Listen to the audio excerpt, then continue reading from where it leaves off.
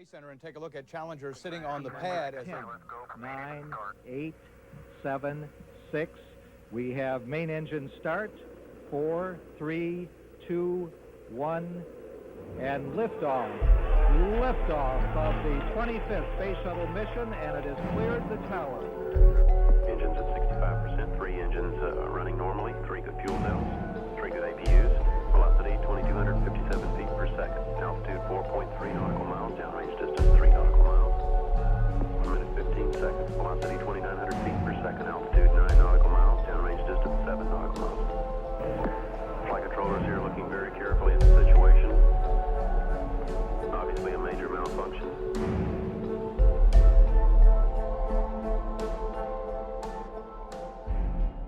On the 28th of January 1986, the world watched as the Challenger space shuttle exploded off the coast of Florida, 73 seconds after takeoff from the Kennedy Space Center. The intended mission was to study the approach of Halley's Comet, which could be seen from Earth between 1985 and 1986. The mission was also intended to begin the Teacher in Space project, which was first pitched to Ronald Reagan in 1984. The intention of this new method of teaching was to take school teachers into space, where they could record their findings and share them with students once they returned to Earth. Krista McAuliffe was one of the 7 crew members of the Challenger and was meant to be the project's first participant. McAuliffe and 6 other members, Dick Scobie, Michael J. Smith, Ronald McNair, Ellison Onizuka, Judith Resnick and Gregory Jarvis were all reported to have died that day, and of course they would have. The whole world saw, or at least would have heard, of the shuttle exploding in dramatic fashion. Now the explosion was said to be caused by the erosion of the O-ring seals of the rocket boosters due to the unusually cold weather. These eventually disintegrated after takeoff and led to the explosion.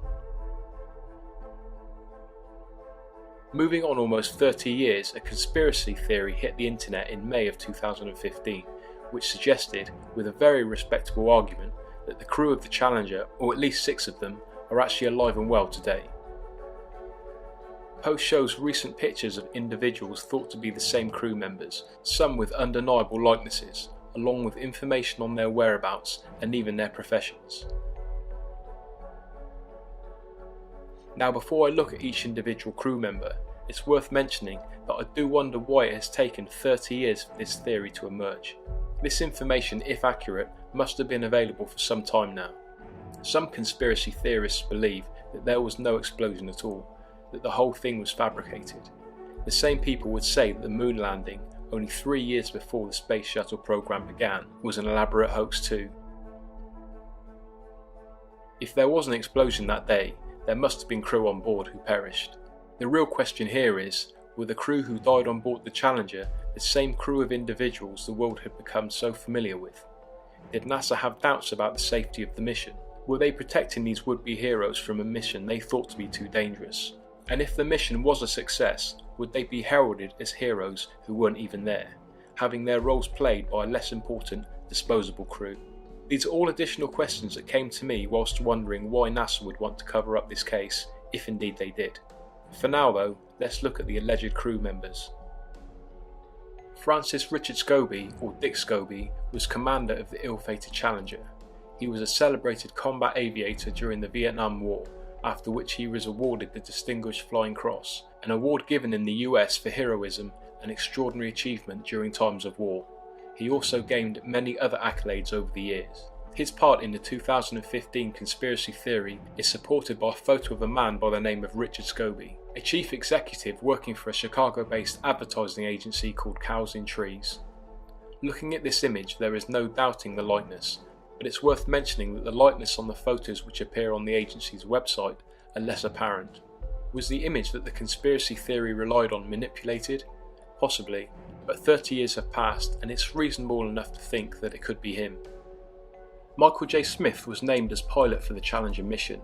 In 1963 he graduated from Beaufort High School in South Carolina with a Bachelor of Science degree and went on to achieve a Master's in Aeronautical Engineering in 1968.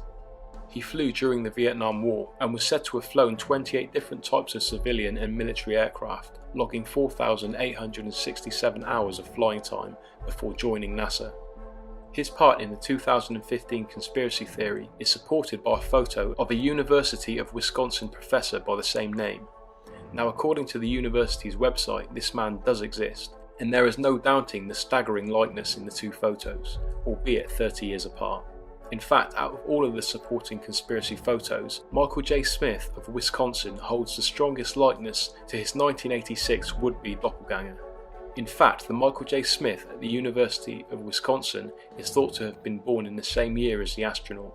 Another unbelievable coincidence, or just further proof that he is in fact the astronaut in question.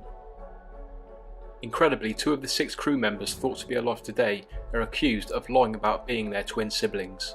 The first being Ronald McNair, and the second being Ellison Onizuka, both mission specialists on the Challenger.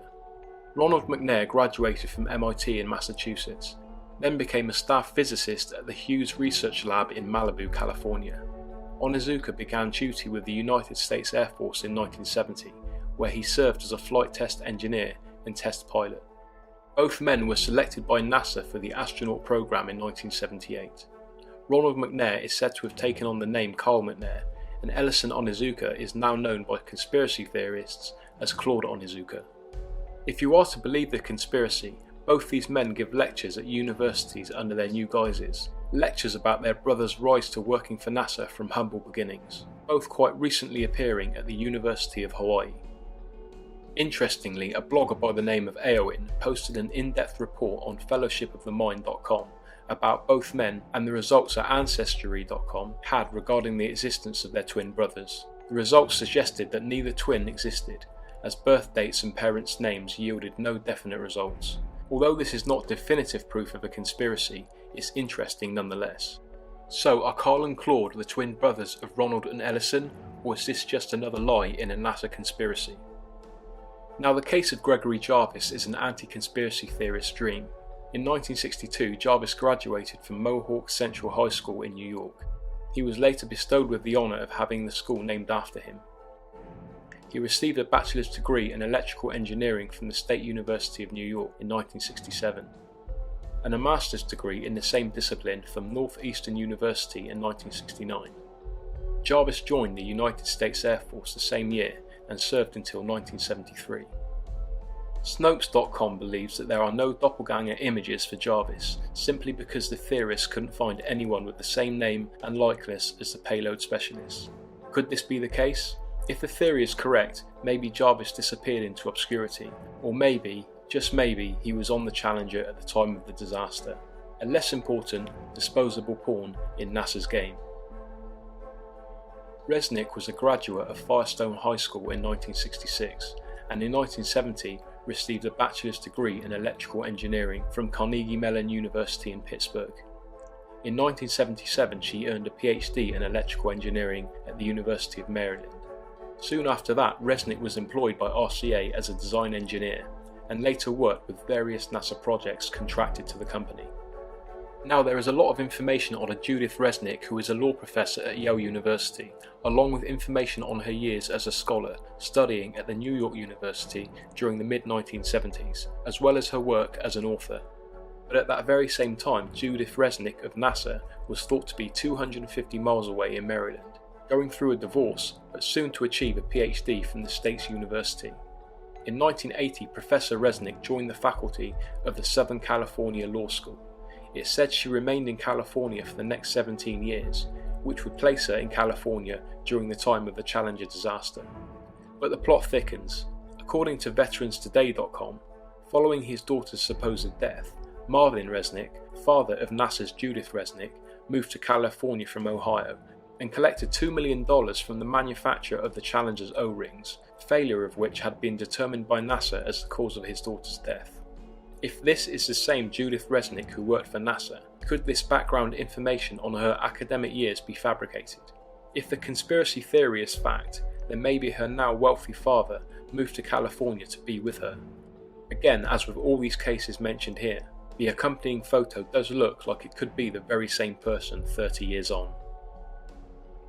In 1970, Krista McAuliffe received her bachelor's degree in education and history from Framingham State College in Massachusetts, and then a master's in educational supervision and administration in 1978.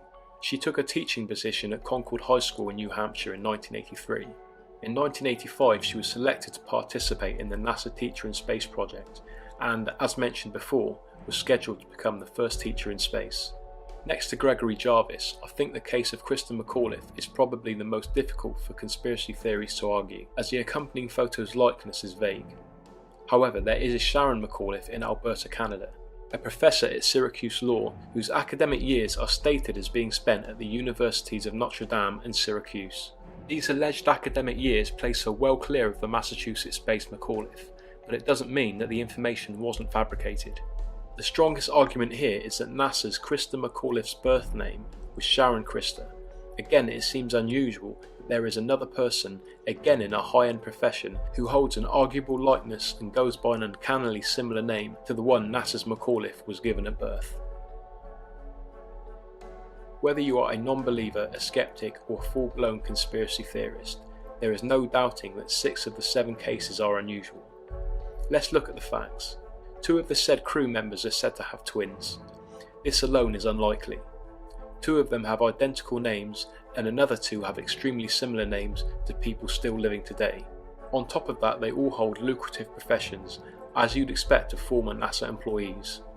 With the case of Gregory Jarvis, there is absolutely no reason that at least one of the crew members would choose to live a more humble life, away from the high-end professions which adorn the websites of universities, law firms and advertising agencies. After all my research, I personally think there was a cover-up. The fact that NASA's reputation has been tarnished for years amidst a series of cover-ups has a lot to do with that.